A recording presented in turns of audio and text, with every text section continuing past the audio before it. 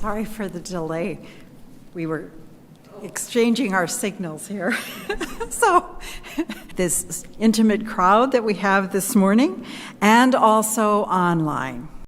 To be a church of open minds and loving hearts, celebrating many sources of wisdom and many spiritual paths.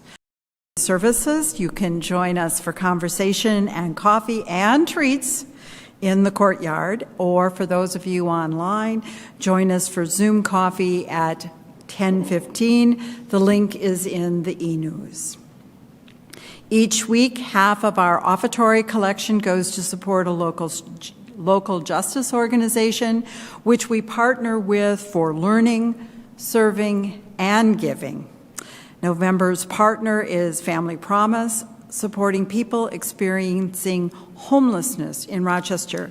And today is our last Sunday to collect for that important work. You can give online, and there are wooden boxes on each side of the sanctuary for your donation as well. So thank you for your generosity to this important work. If you haven't, please fill out a special survey that was sent last week, or contact the office if by some strange chance you've missed it or lost it. We need your responses to the survey to help guide us in our regathering practices in general, but also most particular for information about our holiday services at the end of next month.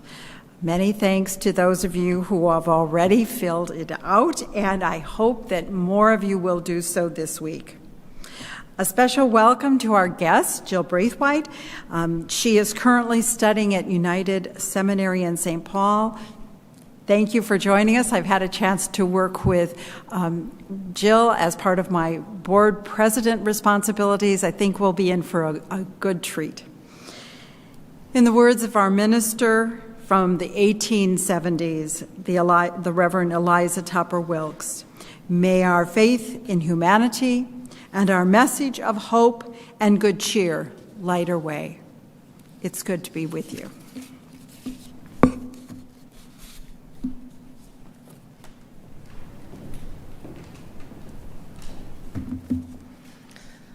Good morning. Thank you, Anne, for such a warm welcome. It is a joy to be with you all, both in the building and online, here on this fine morning. I do feel here very much the hospitality of this community's open hearts, open minds, and loving hearts. As we begin our worship together this morning, let's pause in the stillness to rest for a moment, to quiet ourselves so that we can feel what stirs within us. Each breath in draws us closer to the pulse of life, and with each breath out, we make room for something new. As we kindle this flame, may it spark in each of us the connection and commitment to spiritual deepening, to love and justice, and to our living faith tradition.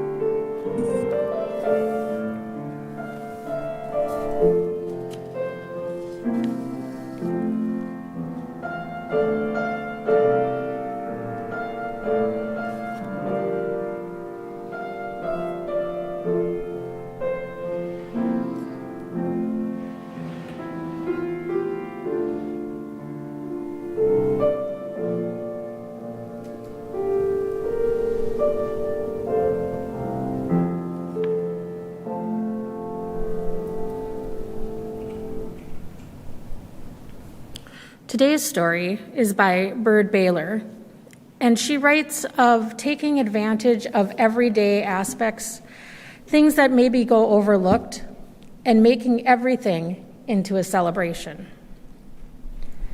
I'm in Charge of Celebrations by Bird Baylor. Pictures by Peter Parnell. Sometimes people ask me, aren't you lonely out there with just desert around you? I guess they mean the bare grass and the yuccas and the cactus and the rocks. I guess they mean the deep ravines and the hawk's nests and the cliffs and the coyote trails that wind through the hills. Lonely? I can't help but laugh when they ask me, and I always look at them surprised. How can I be lonely? I'm the one in charge of celebrations. Sometimes they don't believe me, but it's true, I am. I put myself in charge and I choose my own. Last year, I gave myself 108 celebrations, besides the ones that they said closed school for. I cannot get by with only a few. Friends, I'll tell you how it works. I keep a notebook and I write the date and then I write about the celebration.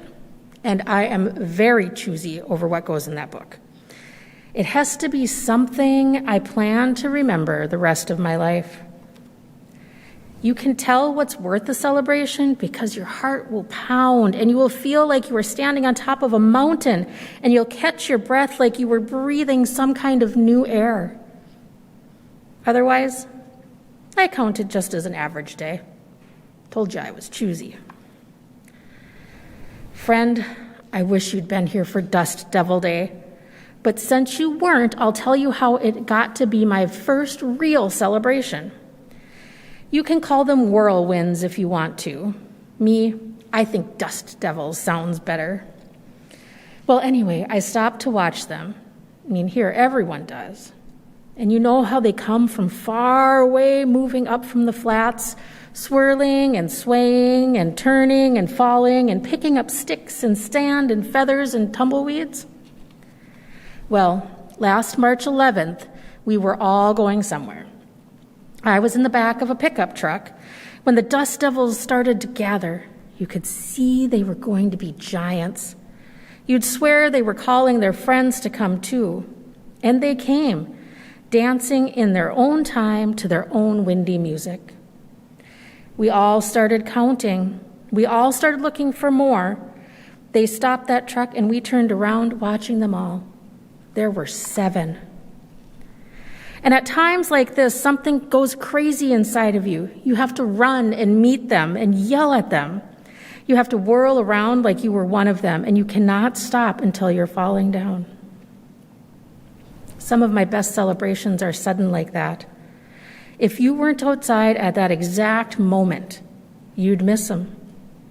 I spend a lot of time outside, myself, looking around. Once I saw a triple rainbow that ended in a canyon where I'd been the day before. I was halfway up a hill, standing in a drizzle of rain. It was almost dark, but I wouldn't go in. Well, because of the rainbows, of course.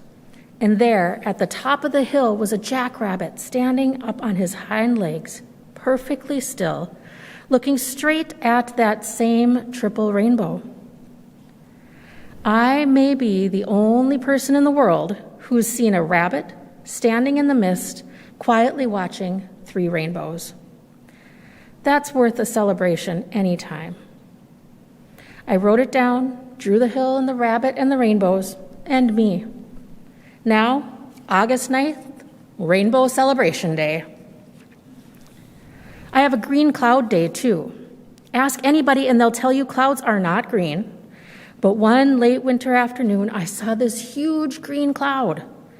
It was not bluish green or grayish green. This cloud was green as a jungle parrot. And the strange thing was it began to take the parrot's shape, the wings, the head, the beak. It didn't last more than a minute. You know how fast those clouds can change, but I still remember how it looked. So I celebrate Green Clouds Day on February 6th. What if I'd missed it, I thought? What if I'd been in the house? What if I hadn't looked up? You can see I'm very lucky about things like that. And I was lucky on Coyote Day because out of all the time, it had to be one moment and only that a certain coyote and I could meet. And we did. Friend, you should have been here too. I was following the deer tracks, taking my time, bending down as I walked, kind of humming. I looked up in time to see a young coyote trotting through the brush. She looked at me in that easy way. She pushed into the wind. I stood there hardly breathing. I was surprised to see her stop and turn and look at me. She seemed to think that I was just another creature following the rocky trail. Of course, that was true. I saw her eyes and she saw mine, and that look held us together. And because of that, I will never quite feel the same again. So on September 28th, I celebrate Coyote Day. And here is what I do. I walk the trail I walked that day. I unwrap the feast I brought for her. Last time it was 3 apples and some pumpkin seeds. That next day, I happened to pass the way again. Coyote tracks went all around the rock where the food had been, and the food was gone. Next year, I'll bring an extra feast and eat there too. Another great one of my celebrations is called the Time of Falling Stars. It lasts almost a week in the middle of August, and I wait all year for those hot summer nights when the sky goes wild. You can call them meteor showers if you want to. I like to say they're falling stars. I give my full attention to the sky, and every time a streak of light goes shooting through the darkness, I feel my heart shoot out of me. After it was gone, I stood there looking up, not quite believing what I'd seen. Suddenly it seemed that we two spoke a language, and no one else could understand. Every August, I think of that. Friend, I have saved my New Year's celebration until last. Mine is a little different from what most people have. It comes in the spring. To tell the truth, I never did feel like my New Year started January 1st. To me, that's just another winter day. I let my year begin when winter ends and the morning light comes earlier, the way it should. That's when it starts feeling new. I wait until the white-winged doves are back from Mexico. The wildflowers cover the hills, and my favorite cactus blooms. It always makes me think I ought to bloom myself. And that is when I start to plan my New Year's celebration. I finally choose a day that is exactly right. Usually it's a Saturday around the end of April. I have a drum that I beat to signal the day. I go wandering off to all my favorite places. I check how everything is doing, and I spend the day admiring things. If the old desert tortoise I knew from last year is out strolling around, I go his direction. I celebrate with horned toads and ravens and lizards and quail. And friend, it's not a bad party. Walking back home, sometimes I think about those people who ask me if I'm lonely, and I have to laugh out loud. We will now sing the children's benediction through one time.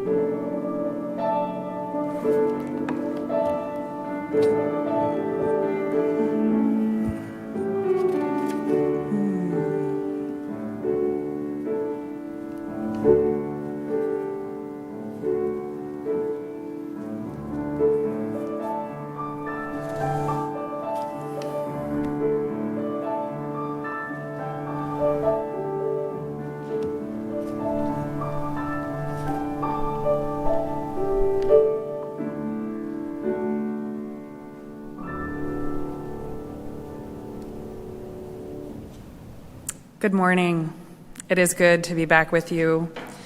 I invite you to settle in here as we create a place of communal caring and connection. Be enriched by the presence of each other and draw yourself closer into the heart of love at this time of service and reflection. In this time together, we ask that our minds be open, our hearts welcoming, our arms embracing. Here we honor all who support us in this caring, loving, and all-inclusive ministry. We send gratitude to Mary Jane McCarty and Kay Eberman, serving as our caring coordinators, arranging care for our members and friends in need. The members of our caring committee are wonderful examples of our compassionate community, holding us up as we go through happy and challenging times. This last year has taken a lot out of us. It has taken a lot from us. If during this time of increasing needs in our lives, you are experiencing challenges, we encourage you to reach out for support and help. Many of us may need additional care, whether it be personal pastoral care or other assistance, and we encourage you to reach out to Reverend Luke or myself with that request. In this community, we share pieces of our lives with one another. We do this because all people here have value. Each person's experience matters. We lift up those who are experiencing sadness, illness, or loneliness.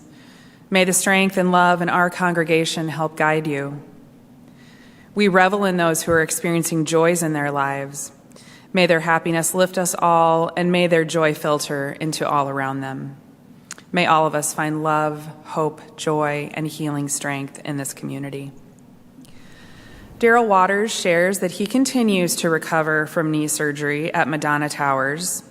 He hopes for good news from his surgeon on Thursday and has loved receiving cards and visits from you all. We continue to send him healing strength. As our UUs have been doing for well over 150 years, we are having to adjust to an ever-changing world and new ways of doing things. Through this time of adjustment, we ask for hope and patience, understanding and acceptance, and a renewed commitment of service to those in our lives, church, and community. I ask you to breathe deep the breath of life now. Feel below you the earth and its ancient turning, and above you the sky and the stars shining with ancient light, holding you in this space, yourself made of earth and stars. Sit deeply here in this community of love and justice, hope and grace. Know that here you are named and you are known as beloved. I invite you into this time of meditation, this time of prayer, first by sharing silence together.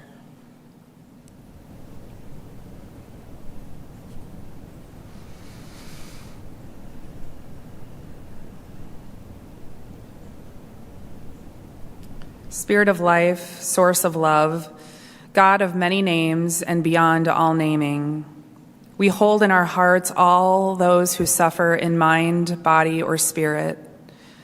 I invite you to bring the names you are holding in your heart this day, in joy or sorrow, celebration or concern, and silently or aloud now in this time to speak their names.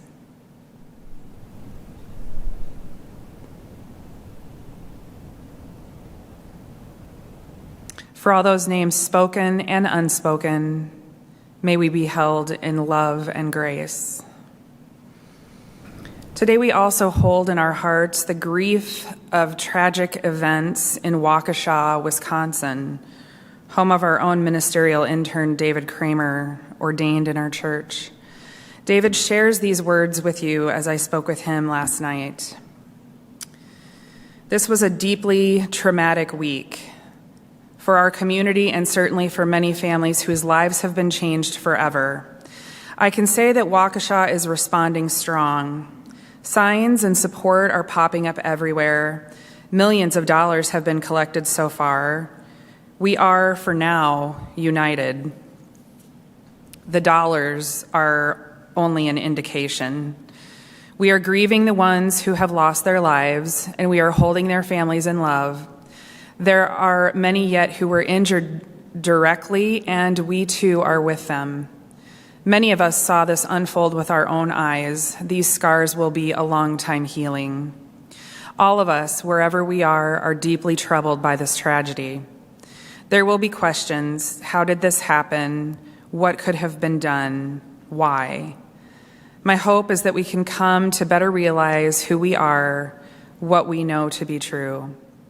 The biggest lesson, may we be reminded to care for all those around us and all those with whom we share this journey.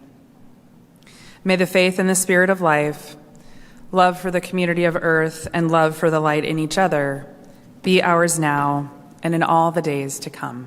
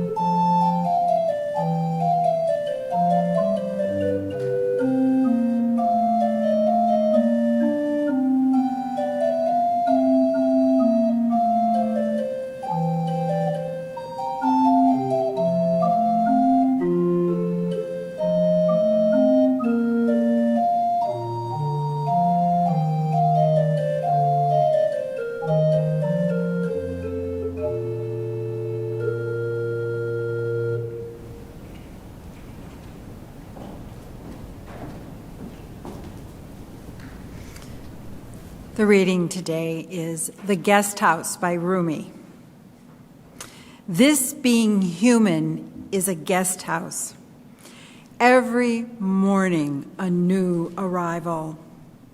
A joy, a depression, a meanness, some momentary awareness comes as an unexpected visitor.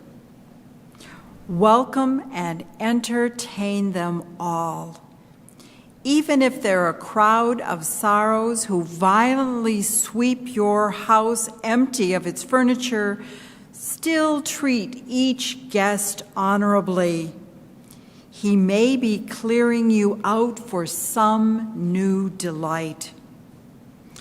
The dark thought, the shame, the malice, meet them at the door laughing and invite them in. Be grateful for whoever comes because each has been sent as a guide from beyond.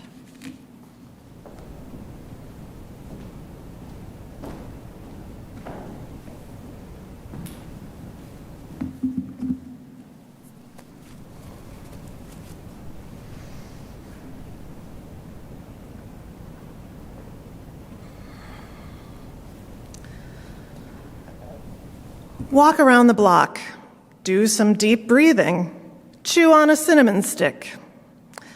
These were some of the tips that I came across about how to handle cravings when I was gearing up to quit smoking about 10 years ago. I was researching and making a huge list of these strategies as part of my planning. I don't need to tell you how much I smoked, how many packs a day. Let's just say it might have been a number between 1 and 3. But let's just say that in the way of addiction, I really, really loved smoking. And finally, at this time, I had come to hate it just a tiny bit more.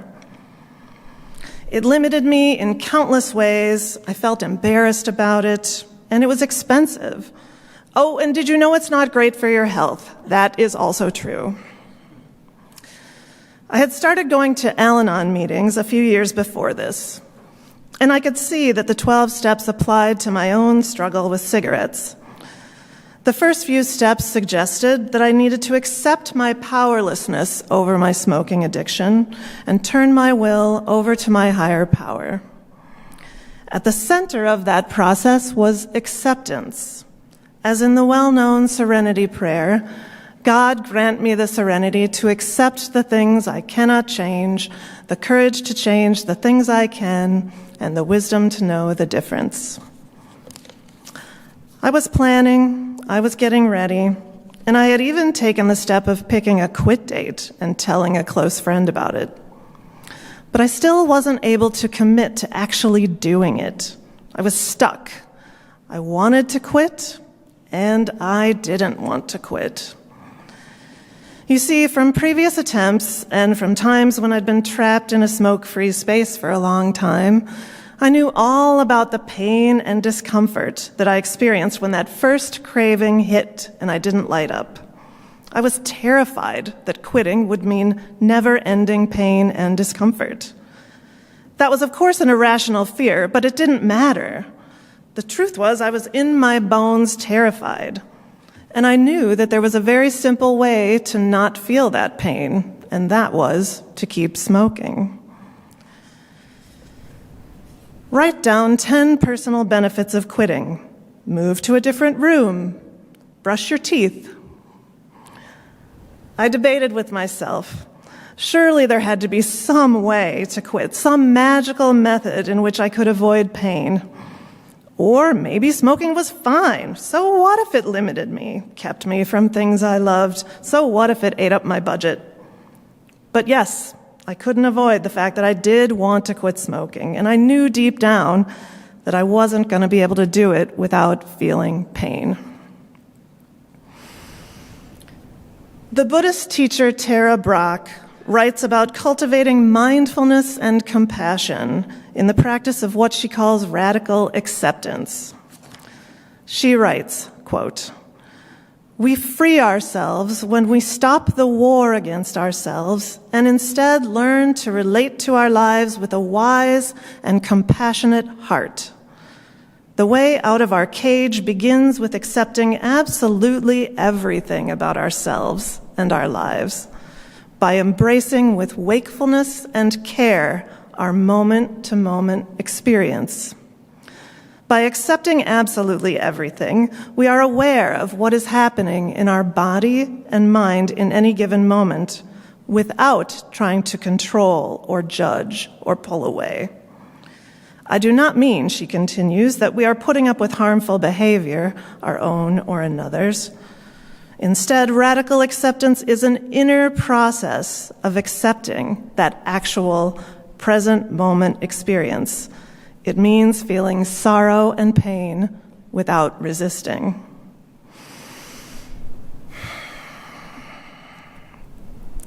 So much in our culture points us away from a spiritual practice of acceptance. So much encourages us to run from difficult feelings, right? To fix it, cover it up, power through, and if you can't do that, avoid it. We have endless ways to distract, self-medicate, or entertain ourselves away from acceptance. We scroll, we watch, we complain, and let me be clear that I am deeply familiar with all of these ways of distracting ourselves. I don't believe there's anything wrong with them per se, but I also know well what it is to use them to resist what Tara Brach is talking about, actually accepting and fully inhabiting the reality of our own lives. Sing a favorite song, drink a glass of lemon water, call a friend. My quit date was looming. I started spending more time in prayer and meditation. The start of my daily prayer time was, and still is, this: "Thank you, God, for the gift of this day. Thank you for my experience, strength, and hope." Developing this spiritual discipline was new territory for me. Before this time, I hadn't really made space for deep, patient listening and silence. It was opening up my sense of what God meant to me, and I was, to my surprise, developing a relationship with that. When I recall this part of my smoking journey, I always think of a particular Buddhist story. It goes like this. There's a man being chased by a tiger, and he leaps off a cliff in an attempt to get away.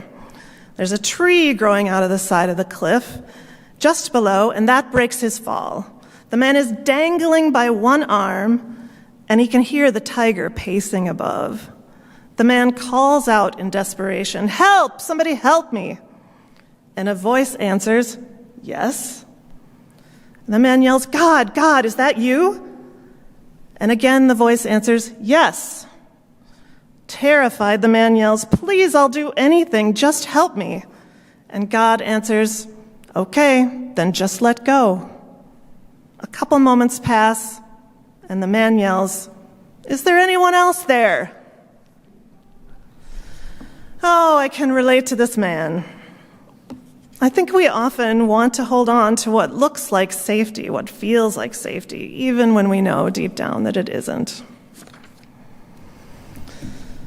Count up the money you're saving, eat a healthy snack, busy your hands with a craft project.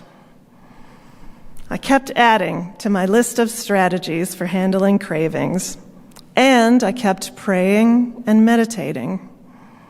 Praying felt good. I could feel something loosening in me. I kept listening for God. My particular understanding of God is as the great everythingness, all that is and all that gives rise to all that is. It is not a God that yells words back to me when I'm in trouble, but it's a God of deep wonder and awe, and I was coming to love it. Again, Tara Brach. There is only one world, the world pressing against you at this minute. There is only one moment in which you are alive, this moment, here and now. Radical acceptance reverses our habit of living at war with experiences that are frightening or painful. A moment of radical acceptance is a moment of genuine freedom. I kept praying and meditating. I really let myself feel the true effects that came from continuing to smoke, from avoiding pain. And I began to lean into accepting what would come with quitting. And then one day, while sitting quietly in the sun in my living room, leaning over with my hands together, weary with desperation, I felt a letting go, an easing. I felt myself to be falling into a big cosmic net, and it caught me. For me, it was like what the ancient theologian Augustine was talking about in his prayer that goes, "Thou hast created us for thyself, O God, so that our hearts are restless until they find their rest in thee." And I was very clear that this was not a rest that relieves all pain. This was accepting that there simply is no perfect pain reliever. It was a rest that comes from stopping, grasping for certainty. I felt myself to be held by God, the Spirit, this great everythingness, by a love that will not let me go. And I accepted this too. And I could see clearly what was next. Tara Brach notes that the curious paradox of radical acceptance is that when I accept myself just as I am, right now, then I can change. Then I can move into what's next. Finally, the quit day arrived. I woke up and did not smoke. And you know what? It was okay. I mean, those first 2 weeks after quitting were rough. There was pain. I relied on friends. I walked around the block. I prayed. I chewed on cinnamon sticks. That was a really helpful one, actually. But the true key to making it through was the ongoing decision, the leap of faith, I would say, to accept the reality of pain. It was that simple for me. When we practice radical acceptance, we end our war with reality. We can let go of a standoff with our lives and move instead into harmony with them. Is there something about yourself or your life that you are in a standoff with? Is there something you wish weren't true, something you're avoiding? Can you allow yourself to imagine, just for a moment, what it would be like to stop judging that thing, stop separating yourself from it, and to welcome it, to accept it lovingly as part of you and your precious life? What might it feel like to let go of fighting against that part of yourself?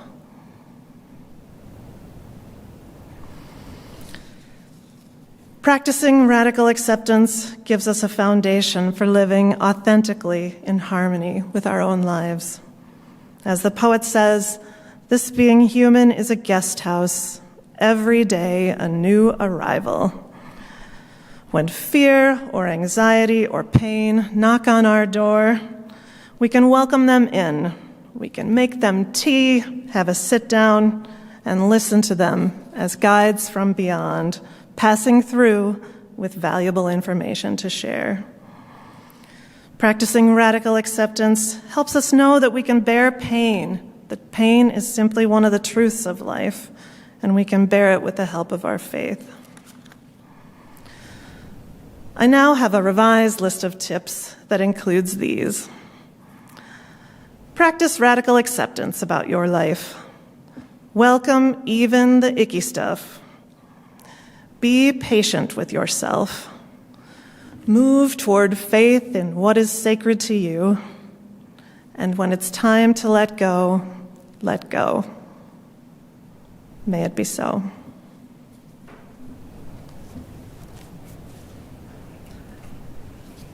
And now please rise in body or spirit as you are able, and we'll sing hymn number 6, Just as Long as I Have Breath. And we will sing softly or hum.